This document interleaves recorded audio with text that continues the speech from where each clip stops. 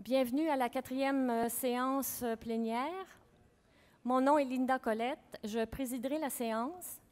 Je suis diplômée en écologie et en sciences de l'environnement. J'ai travaillé pendant près de 20 ans en agriculture durable et diversité agricole à la FAO, dont 5 années comme secrétaire de la Commission sur les ressources génétiques pour l'agriculture et l'alimentation.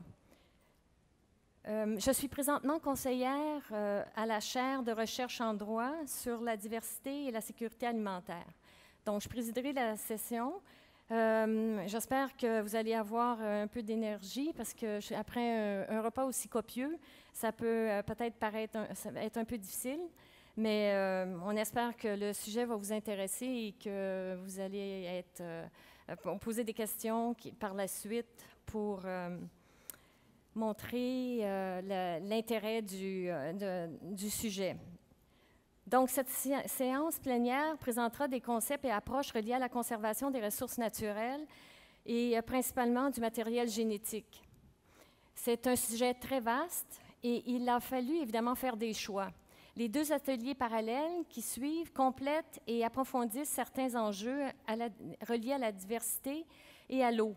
Les présentateurs du panel et des ateliers proviennent d'horizons différents et présentent un vaste éventail d'expériences et de réflexions sur ces thèmes. On sait tous que sans eau, on ne peut pas produire d'aliments. Mais on connaît moins l'importance du matériel génétique qui demeure à la fois un trésor caché, une assurance pour le futur. Cette séance plénière présentera certaines facettes du rôle et de la valeur ou des valeurs de la diversité génétique. Je vais vous dire quelques mots sur la spécificité des ressources génétiques, notamment l'interdépendance des pays et les institutions mondiales et intergouvernementales qui ont été créées pour justement créer dans le contexte de l'interdépendance des pays. Comme on l'a mentionné précédemment, les changements climatiques risquent de réduire la production agricole, la stabilité des revenus et les revenus, dans de nombreuses régions du monde et constituent un facteur supplémentaire de stress et de risque dans les zones qui affichent déjà des taux d'insécurité alimentaire élevés. Ils modifient les conditions dans lesquelles s'exercent les activités agricoles. On note des événements climatiques extrêmes, des sécheresses, des ouragans, des inondations de plus en plus récurrents. Les pays en développement sont particulièrement vulnérables à un potentiel de baisse de rendement agricole dans les prochaines décennies. Beaucoup de ces modifications sont difficiles, voire impossibles à prévoir. Cela rend d'autant plus nécessaire une transition vers des systèmes alimentaires diversifiés et résilients. Une gestion durable des ressources naturelles comme l'eau, de même qu'une gestion durable de la biodiversité pour l'alimentation et l'agriculture. Cette biodiversité agricole comprend les plantes cultivées, les animaux d'élevage, les essences forestières, les micro-organismes et les invertébrés comme les insectes pollinisateurs, soit des milliers d'espèces et leur variabilité génétique, sur laquelle repose la production alimentaire mondiale durable, saine et nutritive. Les systèmes de production et les ressources génétiques dont ceux-ci sont tributaires sont généralement gravement menacés. L'évolution du climat pourrait avoir une incidence sur la répartition des espèces, la taille des populations, leur comportement et leur cycle de vie. La perturbation probable des dynamiques et des équilibres écologiques pourrait se traduire par un décalage entre le cycle de vie des pollinisateurs et la période de floraison des plantes. Une variabilité accrue des filières par l'introduction d'espèces exotiques envahissantes et l'instauration de conditions plus favorables aux organismes nuisibles et aux parasites. Les ressources génétiques sont la matière première dont les communautés locales et les chercheurs ont besoin pour améliorer la production alimentaire en qualité et en quantité. Dans le règne végétal, elles se présentent notamment sous forme de graines et de semences. La sélection et la reproduction peuvent permettre de mettre au point des organismes dotés de caractéristiques particulières propres à assurer un bon rendement dans des conditions spécifiques. Les agriculteurs, les éleveurs, les pêcheurs, les aquaculteurs et les gestionnaires forestiers pourront ainsi réduire leur vulnérabilité aux risques qui sont associés à l'évolution du climat. Cependant, l'adoption de ces races ou variétés ne diminue pas pour autant l'importance de conserver et d'utiliser une grande variété de ressources génétiques. C'est grâce à leur variabilité génétique que les plantes, les animaux, les micro-organismes et les invertébrés sont capables de s'adapter à l'évolution de leur environnement et de survivre, ce que l'on constate depuis des millénaires. Le fait de conserver et d'utiliser un large éventail de diversité, tant la diversité des espèces que la diversité génétique à l'intérieur des espèces, revient donc à sauvegarder notre capacité à faire face à de futurs problèmes. Par exemple, les végétaux et les animaux qui, du fait de leur bagage génétique, sont tolérants à la chaleur ou à la sécheresse, ou bien résistants aux organismes nuisibles et aux maladies, sont particulièrement précieux. Pour leur production agricole et leur sécurité alimentaire, la plupart des pays ont besoin d'accéder à des ressources génétiques détenues ailleurs. Concernant l'utilisation des ressources génétiques, les pays doivent donc être considérés comme étant dépendants les uns des autres. Le défi que posent les changements climatiques risque d'accroître cette interdépendance et de donner lieu à une intensification des échanges internationaux de ces ressources génétiques. Le maintien de la biodiversité agricole et des ressources génétiques pour l'alimentation et l'agriculture est une responsabilité mondiale. Depuis 1983, la Commission des ressources génétiques pour l'agriculture et l'alimentation de la FAO est une tribune intergouvernementale qui s'occupe spécifiquement de tous les éléments de la biodiversité pour l'alimentation et l'agriculture.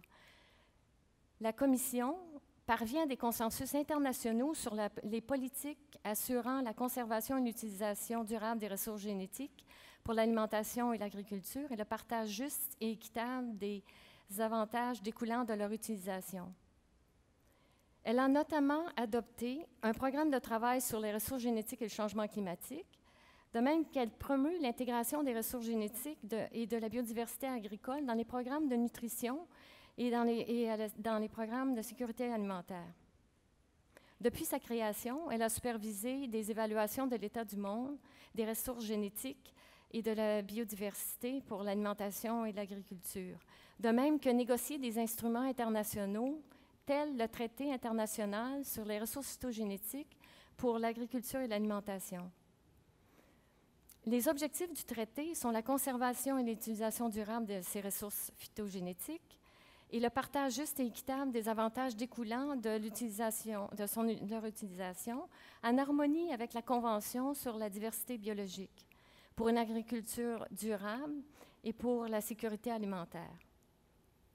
Ce traité a été entré en vigueur en juin 2004 et à ce jour, 144 pays ou parties contractantes avaient signé le traité selon le site de la FAO. Le traité porte notamment sur les droits des agriculteurs, l'instauration d'un système multilatéral d'accès et de partage des avantages, de même que l'adoption d'une stratégie de financement. Le traité reconnaît la contribution importante des agriculteurs à la diversification des plantes cultivées. La Commission, le traité, la FAO travaillent de concert avec la Convention sur la biodiversité, sur les enjeux d'intérêt commun, comme l'a si bien mentionné la secrétaire exécutive du secrétariat de la Convention sur la biodiversité. Il existe aussi, depuis 2008, à Svalbard, à environ 1300 km au sud du pôle Nord, une réserve mondiale de semences destinée à conserver dans un lieu sécurisé les semences de cultures vivrières de la planète et ainsi préserver la diversité génétique pour le futur. Les centres de recherche internationaux en agriculture, de même que les pays, ils sauvegardent leur matériel phytogénétique en double, et ça de façon volontaire. Ce qui représente une politique d'assurance pour le futur, en cas d'événements malheureux comme les conflits ou les intempéries qui peuvent détruire les banques de gènes nationales. Pour conclure, la diversité devient donc l'une des clés de voûte d'une stratégie efficace d'adaptation aux impacts des changements climatiques. Comme socle essentiel de cette stratégie se trouve la conservation et la gestion durable des ressources génétiques pour l'alimentation et l'agriculture, y compris les ressources génétiques indigènes, avec les connaissances qui s'y rapportent, en particulier les savoirs traditionnels et les savoirs autochtones. Sans plus tarder, je vais vous présenter les intervenants de cet après-midi. Alors, dans un premier temps, we have Axel Diderichen, who is the curator and research scientist for Plant Gene Resources of Canada, the Canadian National Gene Bank. He's based in Saskatchewan. He is also Canada's focal point for the Treaty on Plant Genetic Resources, and he chairs the Northern Task Force on Genetic Resources that coordinates activities amongst Mexico, United States, and Canada. Again, the bio is quite short because they have agreed to reduce, and I thank them for that. And you can always consult the information on the website. The second speaker is José Fernando de la Torre Sanchez. He has biomedical science orientation. He is, from 1982 to date, he worked at as a researcher at the National Forestry Crop and Livestock Research Institute of Mexico. From 2009, he led the establishment and set in operation the National Genetic Resources Center of Mexico. And since 2011, he is the director of that center. We have the third speaker, Terry-Lynn Brandt. Terry-Lynn Terra-Sala Brandt of the Mohawk Nation Turtle Clan in Grand River Territory is a traditional seed keeper, meaning one who ensures family seed lineage continue for generation of coming phases, in keeping with the spirit and ceremony of the Haudenosaunee people.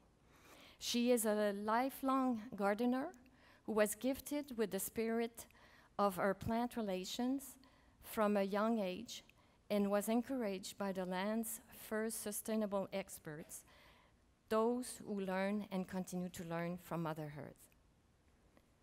The fourth speaker is Guido Ardo-Canning. Il est généticien et biologiste moléculaire.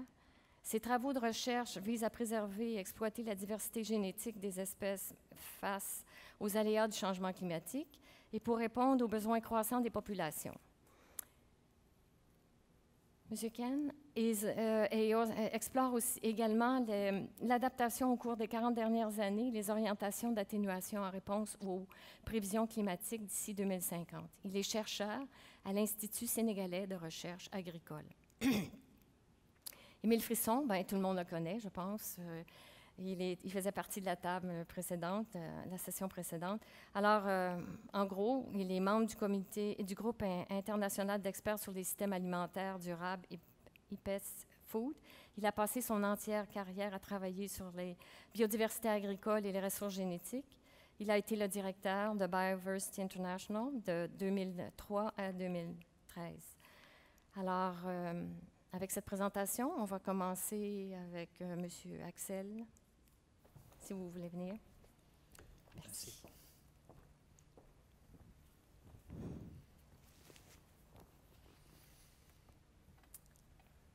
Merci pour l'introduction. Bonjour, mesdames et messieurs. Pour commencer, j'aimerais remercier cordialement les organisateurs, les FAO et les provinces Québec, pour avoir cette colloque et pour me y inviter. C'est ma troisième visite au Québec et c'est la troisième fois que j'ai trouvé ici une atmosphère coopérative et beaucoup d'inspiration. Merci. Maintenant, j'ai une bonne nouvelle pour vous. Je vais continuer mon discours dans la langue anglaise. So food security at stake. Adapting to change requires genetic diversity in cultivated plants. I think Linda already said most of it, but I want to elaborate a little bit from the perspective of the Canadian National Gene Bank, which I'm in charge of. I want to start a little bit to go back in history. There's one big name in our area, Nikolai Ivanovich Vavilov. He lived not too long. He died in a prison in the Soviet Union. And he was a key figure in our area of work. He defined centers of diversity for cultivated plants. And these centers reflect two things. They reflect the independence of emergence of agriculture in different areas of the world. And at the same time, these centers reflect the global interdependence in food security, because many of these plants, they have moved across borders, across continents, and they continue to do so, and our food security is based on that. Vavilov was inspired by Darwin.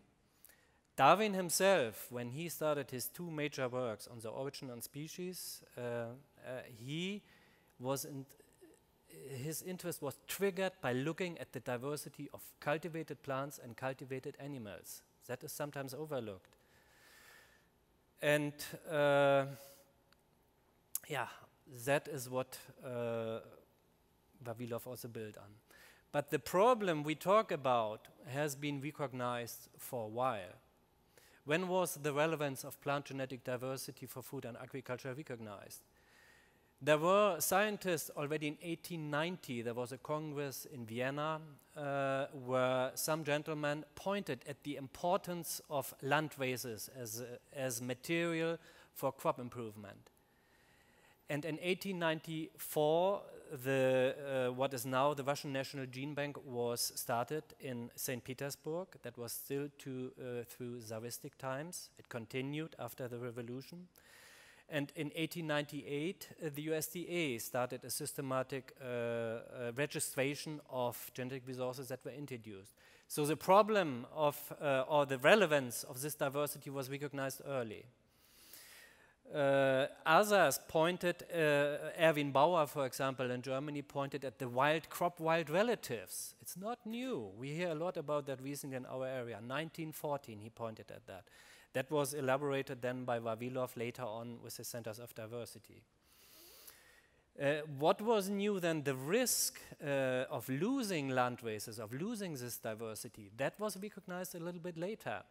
But anyhow, also already in 1931, there was a plant breeders congress held in Berlin in Germany, and these breeders passed a resolution pointing at the relevance of genetic resources and at the danger that we are losing them. 1931. 1936, Harry Harlan published on this with Martini in the US. In 1975, his son, Jack Harlan, published a paper that is a milestone in our area, Our Vanishing Genetic Resources. And then things took off also on the international level. In 1974, the IBPGR, the International Board for Plant Genetic Resources, was founded, which is now, which now carries the name Biodiversity International.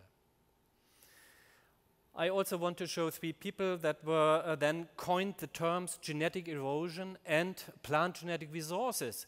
Before they talked about the diversity and whatever had terms in the languages, but to consider it as a resource brings in an economic aspect in the whole discussion. That happened not so early on, 1967 and 1974, and these three people were very instrumental in pushing this also on the international level. Jack Hawkes from the United Kingdom, Sir Otto Frankel, who later lived in Australia, and Erna Bennett, originally from Ireland. This is the core thing that was realized. The first, on the upper line, you see a publication that was made in 1997 based on molecular studies pointing at the loss of diversity in the wild plants and in the early domesticates and in modern varieties. This triggered, got a lot of attention, in particular for molecular research.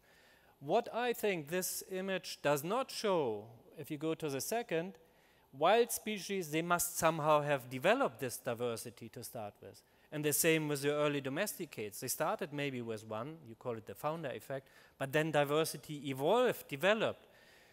And the same with modern cultivars. Maybe there's reduction and maybe we continue to reduce, but a lot of diversity has developed in cultivated plants. What I want to say is we need to look at this. There's not only the narrowing, there's also possibility, obviously, to expand. It can happen, and also in cultivated plants. I want to say with this that this diversity of cultivated plants is in our hands. We decide where this goes. Gene banks have to preserve the diversity based on the thoughts I just said. Historically came up, there are different types of gene banks. Seed gene banks in Saskatoon, we have the seed gene bank for Canada, for seeds that can be dried and stored over long periods of time at low temperatures. We have field gene banks where you keep living material in the field. In vitro gene banks often used for potatoes or vegetatively propagated material, important in the tropics. Cryopreservation as an extreme under liquid nitrogen. There's a book published by the FAO Commission on Genetic Resources for Gene Bank Standards. There you can read up how gene banks should work in an ideal situations. There are lots of gene banks around the world. Here you see they store, these are the collections with more than 10,000 samples. And then you have in green the Svalbard Global Seed Vault there. So you see there are some of the big national gene banks, but also the international agricultural research centers with significant holdings of plant genetic resources.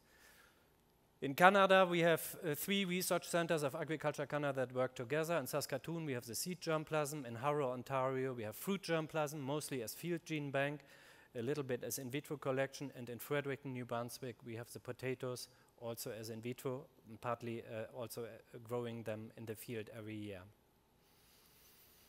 Now I want to come to the relationship also to indigenous people or First Nations. We have a lot of land-raised material also from these crops, of the Three Sisters crops, and we heard during lunch, we tasted them there. We have quite some material of those land raises in maize or corn and garden bean. In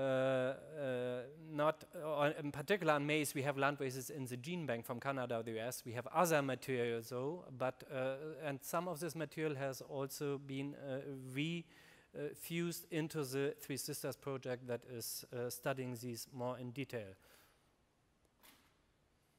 I want to show you one example of plant that was cultivated or utilized, semi-domesticated by First Nations people on this continent prior to the arrival of the Europeans. It's a relative of the sunflower, Jerusalem artichokes, belongs to botanically to the same genus as sunflower, Helianthus. And it's adapted maybe to the more nomadic lifestyle of First Nations people, because if you plant some tubers somewhere, they will continue to grow, and if you come back to the same location after a while, you may find something you can eat easily. This crop always appears in times of crisis. Then it's utilized in agriculture, whether it's in North America or in Europe. And maybe it has properties that make it very interesting in the context of climate change. It's adapted to very dry conditions. So it may be an interesting resource from that perspective. It's a low input crop. At the same time, it can be useful in the diet of people who suffer from diabetes. And diabetes is a nutritious problem that is very visible also in the First Nations. I want to show at the international context here we have the things that are relevant for our gene bank. We have bilateral cooperation with the United States of America, with the National Centers of Plant Genetic Resources in Ukraine, with the Vavilov Institute in Russia, with the Nordic Genetic Resource Centers, and other gene banks. We exchange material, we look who is doing what. We have regional cooperation with Mexico, United States, and Canada in the framework of PROSINORTE, that is the Norgene Task Force on Genetic Resources. And globally, the Global Crop Diversity Trust We use the Svalbard Global Seed Vault to back up seeds in case of a disaster. Biodiversity International, the FAO Commission on Genetic Resources, and also the International Treaty on Plant Genetic Resources for Food and Agriculture. So we go from the very local level to the global actors we interact with. These are the three pillars for genetic resources. You have the on-farm conservation. This first image shows the three sisters. Interestingly, this picture is from Ukraine. So you see even the system was exported to other continents. Then we have the classical gene bank and the Svalbard Global Seed Vault. Here are my take-home messages. Crop genetic diversity resides in our hands. It starts in each garden, and maybe here we have a starting point with this each of us got here. Genetic diversity is the essential building block and at the same time a product of interaction of man with plants. Very interesting. We need it, but we also create it. Active study and utilization of crop genetic diversity is better than conservation only. We need plant breeding. The question is, what kind of plant breeding? We need to think more in systems and processes. And the last, maybe it's very general, but we need to act locally and think globally. Merci. Thank you. Merci beaucoup. Merci. Merci, Axel. Alors, je vais demander à Fernando si vous pouvez venir au micro. Merci.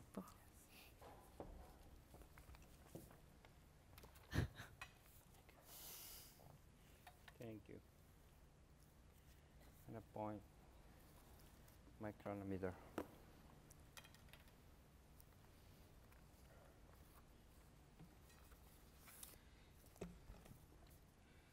So, good evening, everybody. This time, I'm not going to talk about the National Gene Bank of Mexico. I will talk about a very specific part of the germplasm system, which has been neglected, but which is very important, especially for the conditions that the future, in the future will prevail due to climate change and other threats. In this case, I'm going to talk about the importance of local agriculture systems in the era of the climate change and the example of Mexico.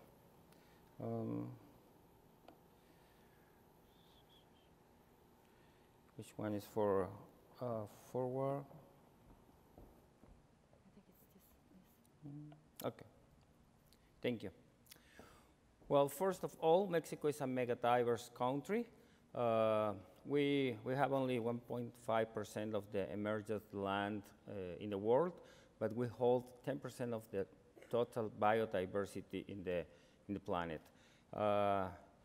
We have also a very high richness on genetic resources for food and agriculture.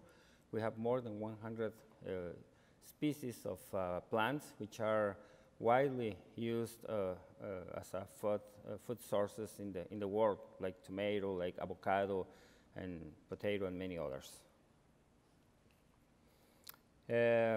We usually think on genetic resources as a source of food, but they actually are used for many other things, like shelter, fuel, health, recreation, clothing, tools, handcrafts, and even for spiritual purposes, especially with, along with the indigenous peoples.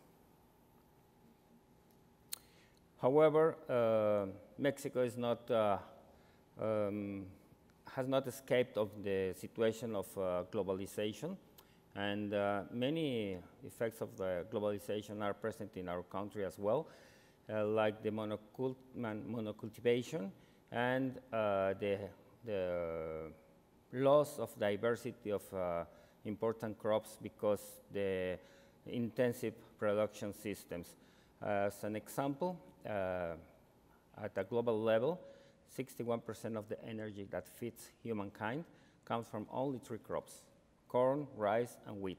And those 3 crops, because the intensive production systems have lost many of the diversity, and they are fragile in terms of new threats derived from changes in the environment. In Mexico, 11.5 million hectares, which are about 30% of the cultivated land of our country, are just cultivated with maize and beans. Maize and beans are the main foodstuffs for the Mexicans, but you can see here the diversity of both crops, but most of the land cultivated in Mexico of those two crops is composed by hybrids, which are produced mainly by transnational companies. In terms of maize, 90% of the market is covered by companies like Monsanto or Trisco and others. And the diversity of those hybrids is also very, very narrow. The high diversity of the native races of maize and beans is getting in a lower context. However, we have more than 700 species of the biodiversity, which can be used for produce more than 3,000 products in our country. So we have a very high richness on that extent. Of those 700 species, about 142 have been experienced a degree of domestication. It means that the others are just taken from the biodiversity with no domestication at all. And of those 142, about 30% are cultivated in less than 100 hectares. That means the use of those crops is very, very local. And also they are very related with traditional practices.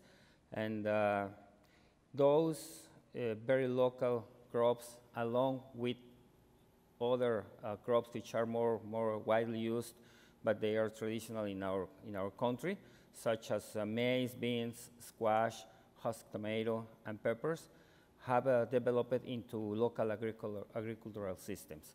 And those systems have several names, but the most common name we use for those systems are the Milpa system, which is the equivalent of the Three Sisters here in North America.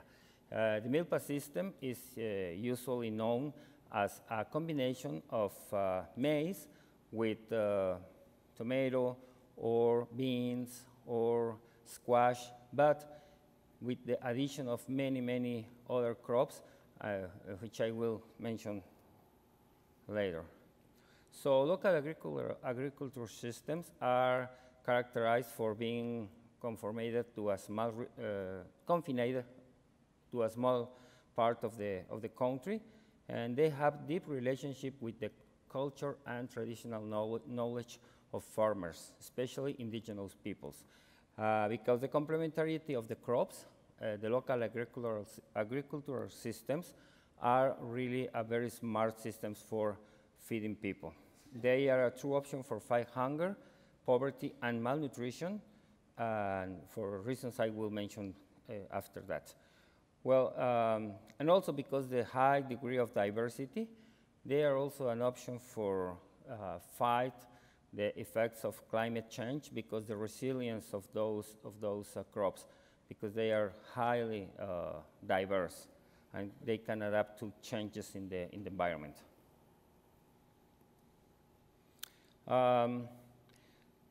These systems have the combination of a wide array of species of plants, and they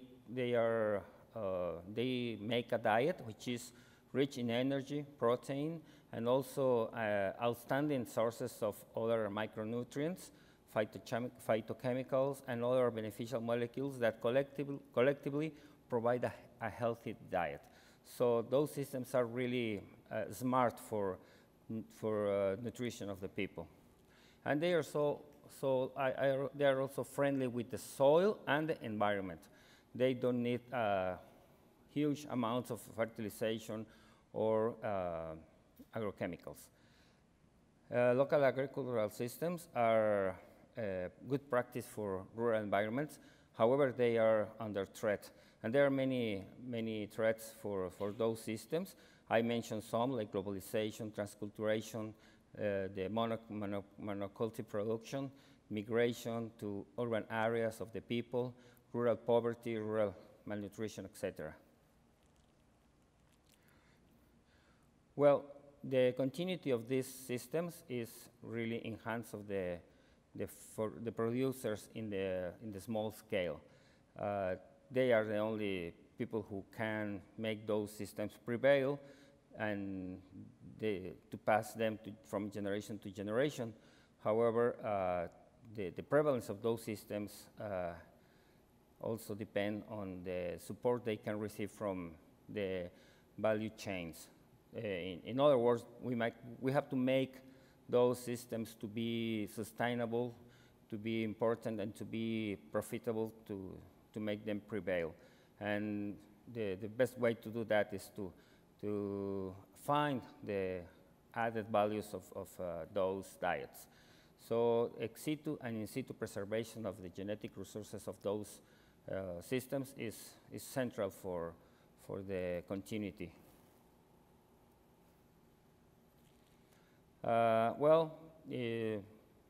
Finally, these systems represent an opportunity to take out our country from the regrettable paradox of being a population with high malnourishment rates, but also one of the highest rates in the world of obesity. So they can fight not only the malnutrition, but also the obesity which is driven by the modern diets. That's it for my presentation. I thank your attention, and I will be very happy to address your questions. Thank you.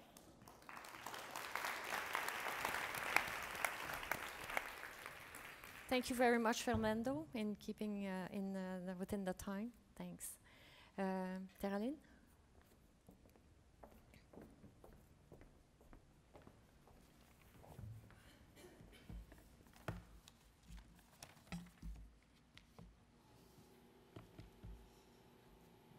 Sego, wakat nui lado ne kan jongkwa selasa chungat wakanakto ne kan yang haga ni aspegang wagi dalam nene wakat nui lado ne Huron Wendeki ne ganyong haga wenjagag.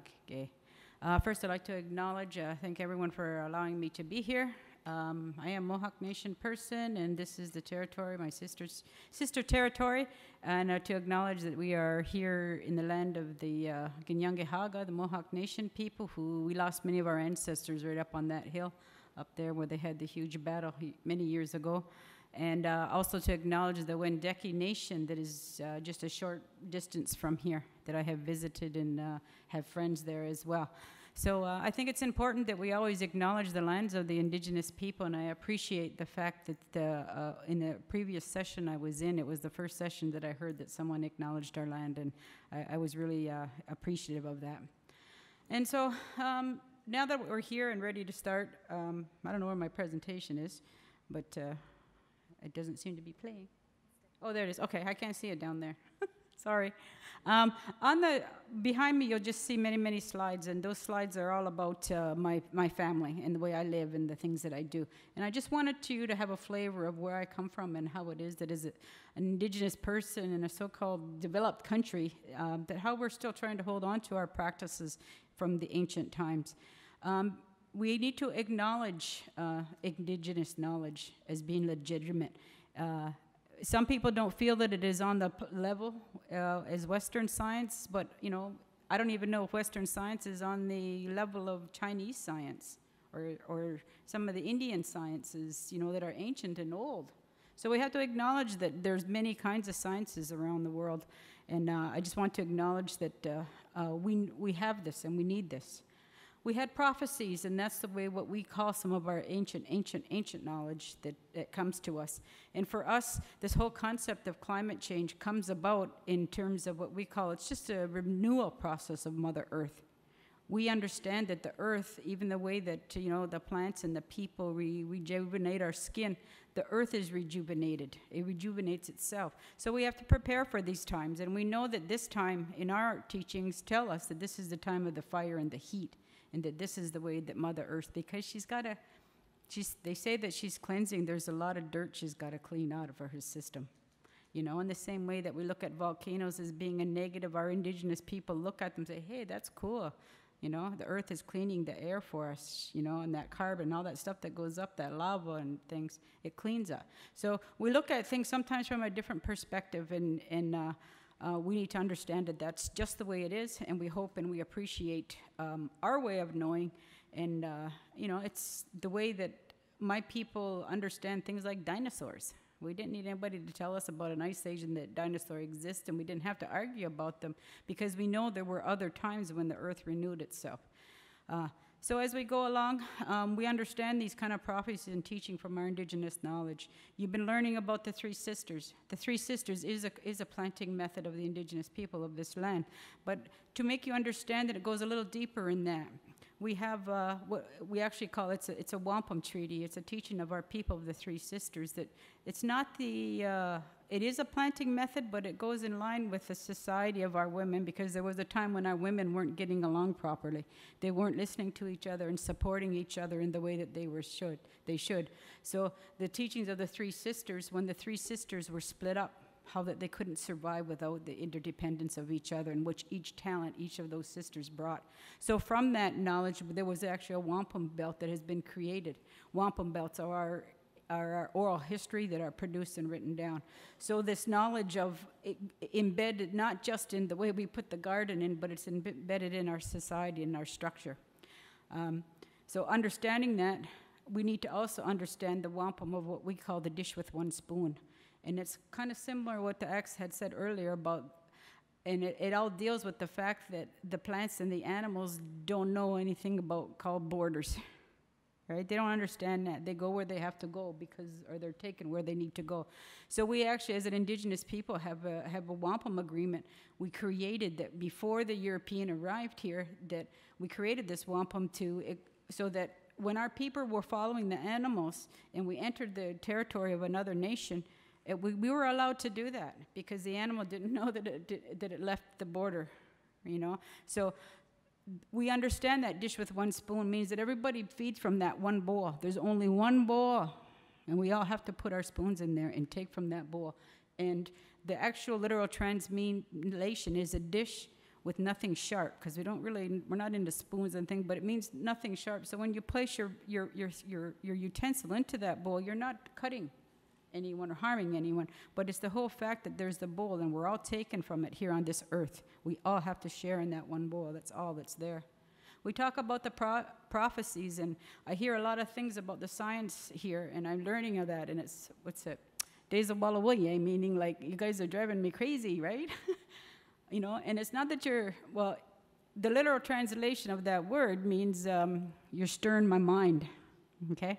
Like I'm coming here and like, oh man, yeah, but we know that now, that's different, you know? So you guys have been stirring my mind up quite a bit in the last little while. And we understand that because we talk about the spider web that's above us and below us. And the one that is above us is the one that created this hole, and they had to repair, our angels had to repair that one. And our old people say that's the one that you guys refer to as the hole in the ozone that had to be repaired. And the spider webs that are under the ground, that's just what the words that my grandfather used when he talked about them. But now I learned that new word, microbial, I think is the word, that all these things that connect and extend the roots, we called them the spider, he says the spider webs that are under the ground, because it catches the things for the plants, so it can feed. So we have different ways of knowing and understanding, and that's important. Using a digging stick is important to us because we do not want to disturb the soil, and yet, you know, we knew about low-till or no-till before it existed. That's just the way that we lived. And our beliefs and our worldviews are ancient, and it's something that maybe the new is really the old, you know? So I think that's something that perhaps you could think about. Even in the, you know, for us, naming ceremonies are inherent rights. Everybody has a right to the things that are here on the earth, and it's important that we understand that. And it talks about our beliefs, and that everyone, but having the right, the inherent right that the Creator gave us when we name our children, we talk about that to them as babies, as infants, but we also tell them you have a responsibility. And you basically only have this, what they say, this one responsibility, and that is to listen to your mother and your grandmother. Your mother, not just your birth mother, but your mother, the earth that you walk upon. Because we all, without her every day, where would we be to step? You know? So that's your one responsibility as a human being, is to listen to that thing that supports you every day. And listening to the grandmother as well. She's the one in the moon. She's the sky above us, you know, that affects everything that comes from, that's between those two spider webs for us, you know. So we have to understand that, and that's important for us. So we have to remind our children of that. And we believe that seeds have been given to the Haudenosaunee people as a sacred bond with the creation. And he only asks us to continue to give thanks for them every day. And so as seed-keeping people, we have these kinds of gatherings too, but they're all about ceremony, and they're all about coming together because the seeds are so precious to us. In our creation stories, the first things that we talk about, see, corn comes from the breast of the female, right? That's where it grew from. We don't have to drink milk because we have that corn. When our babies can't drink from their mothers, we soak the corn, and that's where we get their milk from. You know, so those things, we had a different way of maybe eating and understanding that. We had corn matrons in our community, and they're similar to the West African women. There's some people that are just saying, this is what needs to be done. You are all going to contribute equally, and you're all going to work and get along. Because if you do more work than he does this year, then at the end of the season, you might say, well, I want his share too. So the corn matron's responsibility is to ensure that everybody participates equally so that everybody can share equally of the harvest at the end. And we talk about all those beautiful diversity, you know. The corn that you ate at lunchtime is not the corn this is the sweet corn that you're supposed to be eating. It is black. Our original corns, that the sweet corn was genetically modified from. This is what it looks like, and it tastes a lot different. And this one hasn't been grown in my community in 75 years, so it was my responsibility this year to ensure that it was regrown again. But also, we have our food forests, and today permaculture has had these great way of explaining them, but you know, our forests, our agriculture is in the forest. There's so much there, diversity and things to gather from, that we just need to rethink about what is agriculture maybe, you know, and what is a food forest and all those things. And even you can see in the picture, that is my friends down in Louisiana. There's a Chitimacha Choctaw Nation. They're the first indigenous people in the continental United States to be losing their entire land. They have to be relocated because their land, because of the oil and because of the hurricane and all those things. They're the first people in North America to have to be relocated. So I had the pleasure of working with them because of all the things that they wanted to take with them, it was their seeds. That's why I went there to be. Because so when we look at the end of the day, what is the most important thing sometimes that we have to think about? It's what we're going to eat tomorrow, what we have. And so I encourage you to look at seeds from the perspective that we do, that we honor them and treat them as if they're just another part of your family. We have an old saying that says, all the heads are equal. Meaning that you're no more important than me, but then you're no more important than that seed or that plant or that animal. They say all the heads are equal. And that's just a very familiar term, and we have to understand what that means around the world. See, diversity is very important. I can't eat tomatoes that they have in the stores today. I don't know about you, but they don't even those of you that are a little bit older like me, remember a different taste to those things from when you were kids. Right? They tasted different because of what we've created. We must remember what we call sa'oyera. And sa'oyera literally is the concept of Mother Earth. We've taken the concept and the ability of Mother Earth away from the seed. The seed has forgotten in many instances what it was here to do and how it was to do it. So I encourage you to allow seeds to return that way. Make them part of your family as well. Nyamago.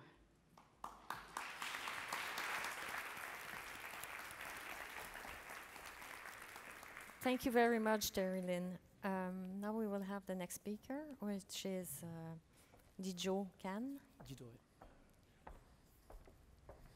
Merci. Merci aux organisateurs de me donner la chance de leur laisser un message à la fin de ma présentation. Merci également de me donner la chance de vous parler un peu de ce que je fais, les travaux, mais surtout aussi de vous questionner, parce qu'on est là pour échanger. Je vais vous questionner, ces espèces-là, vous les connaissez? Donc c'est le blé, le riz, le maïs, le sorgho. On les appelle les principales cultures. Pourquoi principales? Je ne sais pas. Ces espèces-là, vous les connaissez? C'est le sésame, c'est le fruit du baobab, c'est le voanzou, c'est le fonio. Elles vous sont moins familières. On les appelle des espèces négligées, orphelines, sous-utilisées. Je ne sais pas d'où vient ce terme-là. Pourquoi on croit qu'une espèce, elle est sous-utilisée? Principale, je ne sais pas. C'est des questions, peut-être que vous allez avoir des réponses. En voici une autre, le mil. Peut-être moins connu ici en Amérique du Nord, aux États-Unis un peu, mais en Afrique et dans les zones tropicales. Une culture très très prisée, qui est la principale culture au niveau du Sénégal en tout cas. Et dans d'autres, en termes de superficie, en blavet, je parle. Donc, comment les espèces qu'on dit orphelines, sous-utilisées, négligées, sont des termes qui sont en général utilisés. Pour moi, ce sont des espèces principales. Hein? Donc, tout dépend. Et comment cette espèce-là, ou bien ces espèces-là, peuvent contribuer aux problématiques des changements globaux, c'est-à-dire une surpopulation, hein, une désertification, parfois la baisse de la fertilité des sols, les changements climatiques et surtout la malnutrition. On n'en parle pas souvent, mais je vais essayer de démontrer, nous, à travers nos recherches, comment ces espèces sous-utilisées, négligées, orphelines, je ne sais pas, il faudra que je choisisse un terme, comment ces espèces-là, en tout cas, peuvent contribuer à répondre à ces trois problématiques de malnutrition, de changement climatique et en tout cas de malnutrition insuffisance alimentaire. Donc voilà.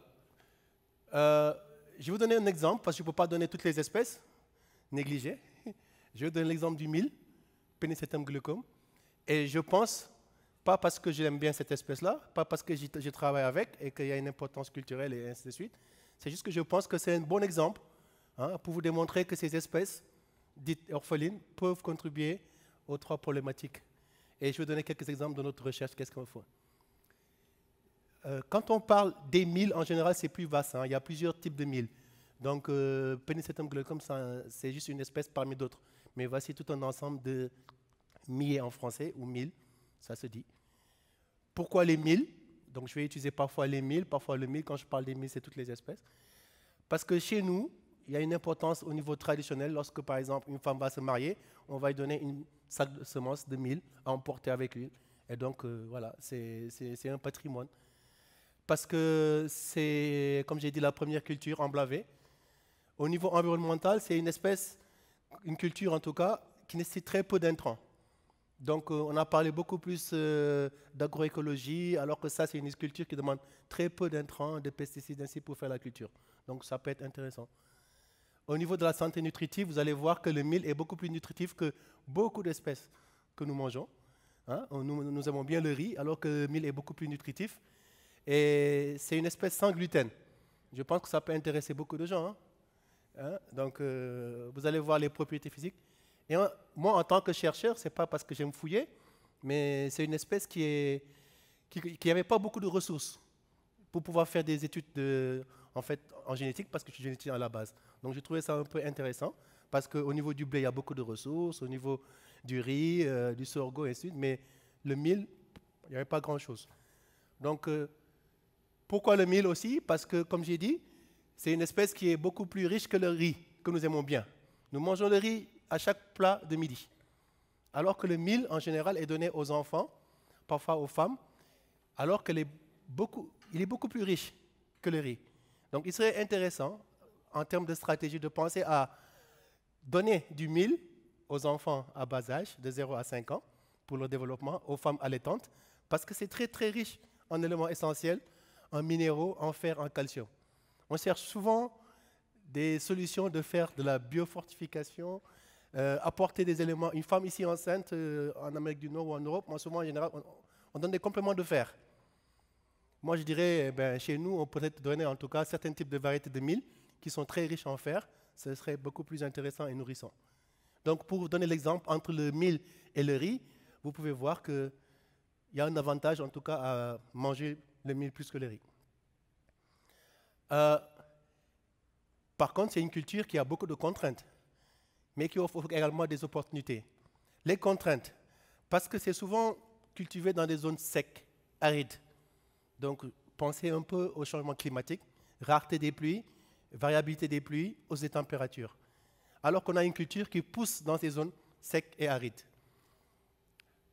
Une autre contrainte, les rendements sont faibles. Moins d'une tonne à l'hectare. Alors que le potentiel est de 2 à 3 tonnes pour certaines variétés. Donc on n'a pas encore atteint le potentiel de production du mil.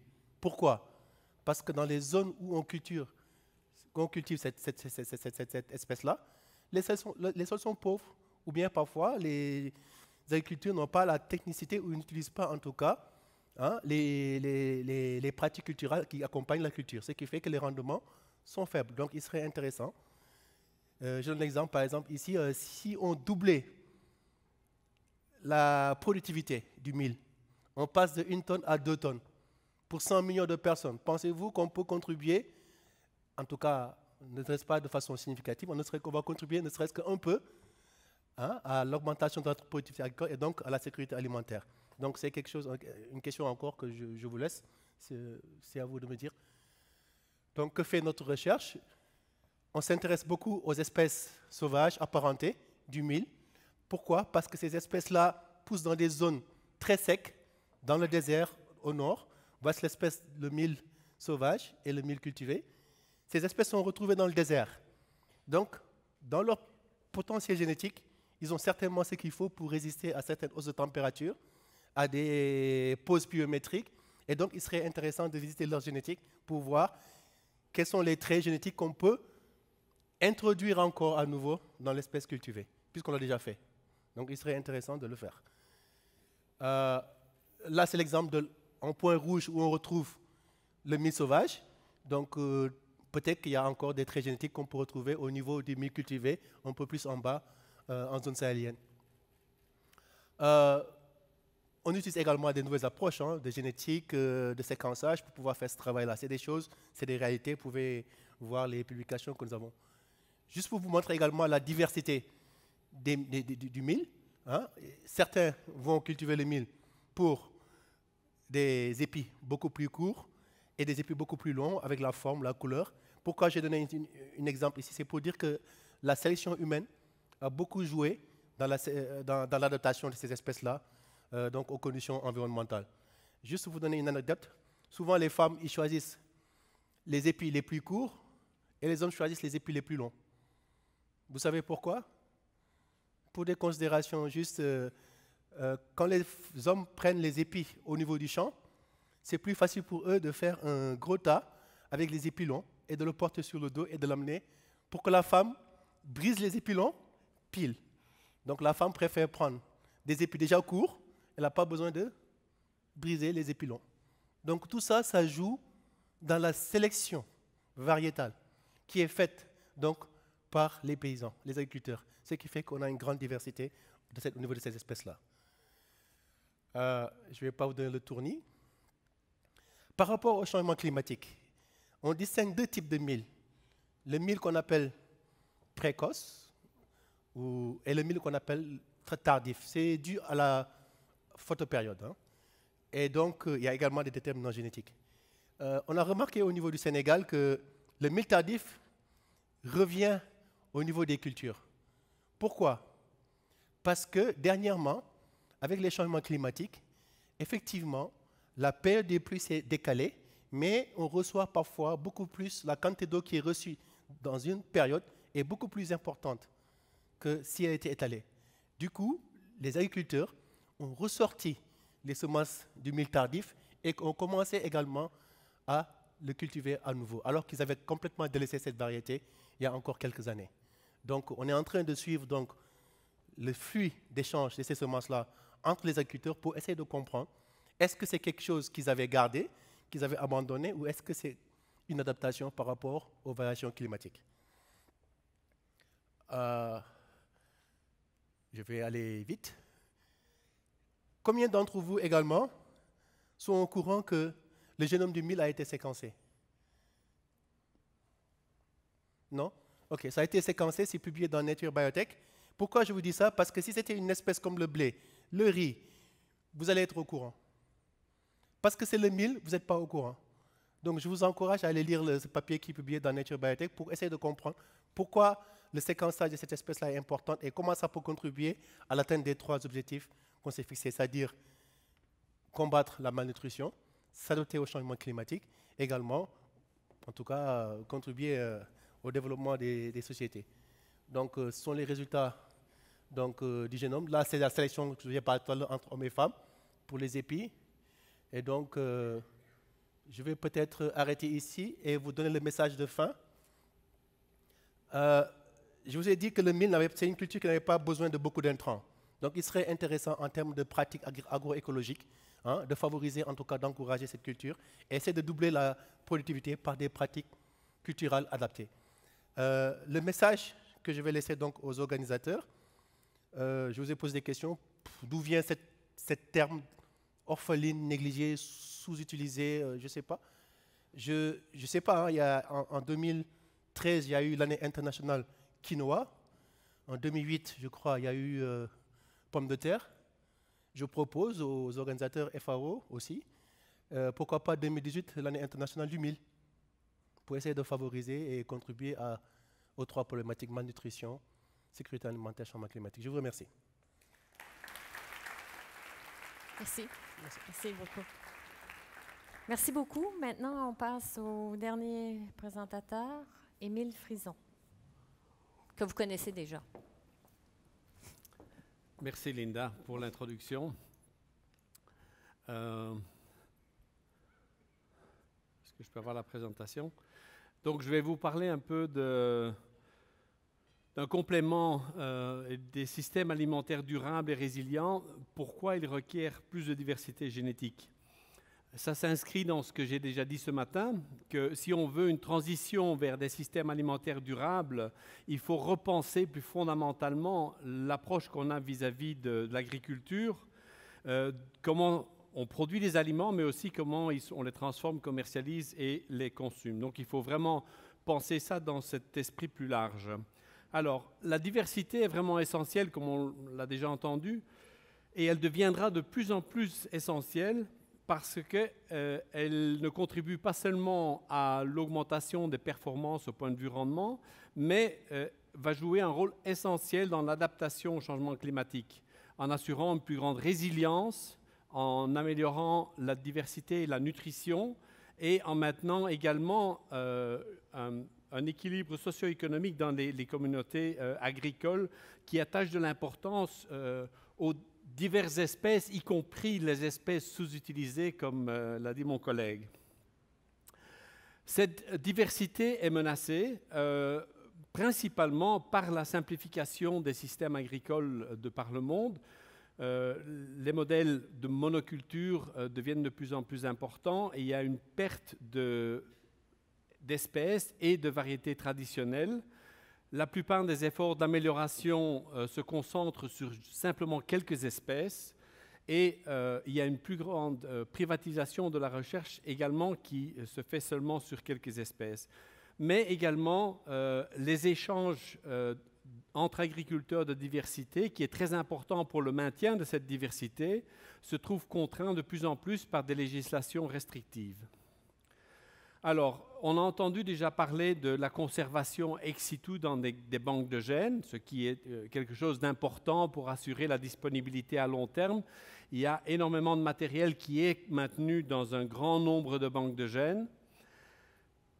Vous avez également entendu de Linda l'existence du Global Seed Vault, mais il y a également le Global Crop Diversity Trust qui assure des financements à long terme pour le maintien de ces banques de gènes. Mais il y a une limitation, c'est que les utilisateurs de ce matériel dans les banques de gènes, c'est essentiellement les améliorateurs. Et c'est un très petit nombre de personnes. Et les agriculteurs eux-mêmes ont très peu accès à cette diversité. Et ça, c'est une des limitations importantes. Et moi, je voudrais parler principalement ici de la gestion de la diversité et la conservation de cette diversité par les agriculteurs. Pourquoi? Parce que c'est cette gestion qui est une gestion dynamique qui permet l'évolution et une sélection permanente pour faire face à l'évolution des conditions climatiques Et ça permet également de conserver une plus large base de diversité que ce qu'on peut mettre dans des bacs de gènes.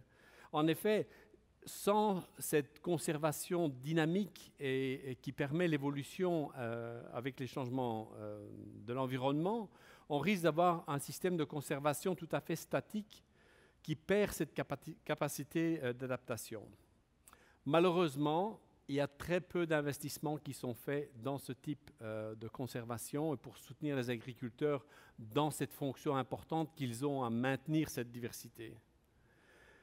Pourquoi les agriculteurs traditionnellement ont conservé une grande diversité? La première est probablement que ça assure la stabilité, éviter les risques. Les gens qui investissent dans les marchés financiers ne mettent pas tous leurs œufs dans le même panier, ils diversifient leur portefeuille, c'est ce que les agriculteurs ont fait traditionnellement et c'est ce qui assure également la résilience de leur système de production.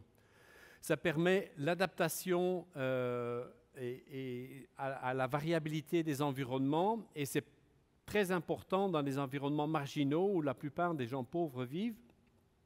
Ça permet de faire répondre aux besoins en termes de diversité des régimes alimentaires et apporter les nutriments nécessaires, mais aussi de faire face aux besoins culturels et spirituels ou religieux, comme ça a déjà été mentionné. Mais aussi pour assurer des services d'écosystème en termes de contrôle des maladies ravageurs, assurer la pollinisation, avoir une plus grande biodiversité sous le sol, dans le sol, pour assurer une bonne fertilité et accroître l'efficacité de rétention de l'eau. Ces systèmes traditionnels de gestion de la diversité par les agriculteurs, en fait, est encore aujourd'hui la base de la majorité des sources de semences des agriculteurs.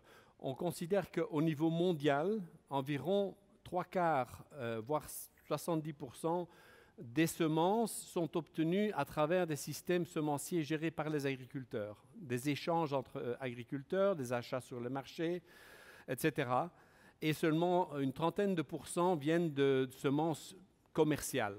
Et dans des pays en Afrique, par exemple, ça peut aller jusqu'à 90%. Ces systèmes traditionnels sont dynamiques, ça permet une évolution constante, comme je l'ai dit, et ça reflète ce changement dynamique des conditions également. Mais il ne faut pas non plus être, disons, naïf. Ces systèmes traditionnels d'échange de semences ne sont pas parfaits. Ils nécessitent une recherche et des appuis pour augmenter notamment la qualité phytosanitaire des semences, mais également pour mieux comprendre les dynamiques d'échange et s'assurer qu'ils puissent continuer à jouer un rôle important à l'avenir. Si on regarde et qu'on compare le cercle externe qui représente le circuit commercial, on voit que les semences sont prises chez les agriculteurs, sont mises dans des banques de gènes, utilisées par des améliorateurs génétiques. On produit les semences de façon commerciale et puis on les revend à l'agriculteur. Et l'agriculteur ne joue aucun rôle. On prend les semences dans ses champs et on lui revend les semences à la fin. Tandis que dans les systèmes semenciers gérés par les agriculteurs, qui représentent les cercles internes, les agriculteurs ont le contrôle à toutes les étapes et jouent un rôle déterminant dans le succès de cette façon de gérer les systèmes semenciers. Mais il y a beaucoup de contraintes qui empêchent de continuer à gérer ces systèmes de semenciers de façon efficace. Premièrement, un manque de reconnaissance de la part des décideurs de l'importance du maintien de cette diversité dans les systèmes de production. Il n'y a pas de financement pour les activités dans ce domaine. Il y a un manque de capacité également des agriculteurs et des communautés à améliorer leurs performances. Les restrictions dans le domaine des politiques et des législations qui empêchent les échanges entre agriculteurs. Des politiques nationales également qui ont tendance à faire abandonner les systèmes de production traditionnels et d'aller vers des modes de production industriels. une promotion importante de la part du secteur privé pour une distribution de semences et une commercialisation de semences commerciales aux dépens des semences traditionnelles. Un manque d'accès des agriculteurs au matériel génétique qui n'existe plus dans leur champ, mais qui a été collecté dans les banques de gènes. Et il faudrait refaciliter l'accès des agriculteurs au matériel génétique qui se trouve dans les banques de gènes. Et puis également un préjudice socioculturel qui ne reconnaît pas les savoirs traditionnels liés à ces semences. Et je crois que ce qu'on a entendu des orateurs précédents, reconnaissant vraiment l'importance de ce lien entre connaissances traditionnelles et les semences qui y sont associées. Et finalement, il y a très peu d'appui à la recherche participative entre chercheurs et agriculteurs pour faire de la sélection et de l'amélioration génétique participative. Donc, comme je l'ai dit ce matin, que l'on parte d'un système de subsistance ou un système d'agriculture industrielle de monoculture ou tout ce qu'il y a entre les deux, le domaine, la dimension de diversité va jouer un rôle très important pour aller dans la direction de systèmes agroécologiques diversifiés qui permettent une agriculture durable. Et comme je l'ai dit ce matin également, ce qu'on veut éviter, c'est de perdre cette diversité en allant vers des types d'agriculture focalisée sur simplement quelques espèces. Donc, il y a un certain nombre de domaines qui nécessitent des appuis pour faire évoluer les choses. Premièrement, un travail au niveau des communautés agricoles, par exemple en apportant des soutiens à l'établissement de banques de semences communautaires, de s'engager dans la sélection et l'amélioration génétique participative, de soutenir des réseaux d'échange de semences, de développer des capacités et apporter des appuis techniques à ces efforts au niveau communautaire, de développer des législations et des politiques qui soutiennent ce type d'échange au lieu de le rendre illégal. Il y a encore des domaines de recherche qui doivent être soutenus, notamment, comme je le disais, pour améliorer la qualité des semences dans les systèmes semenciers traditionnels, mais également un plaidoyer pour faire reconnaître l'importance de cette gestion de la diversité pour faire face au changement climatique et aux besoins de la société. Voilà, c'est ce que je voulais vous dire à ce sujet et je vous remercie pour votre attention.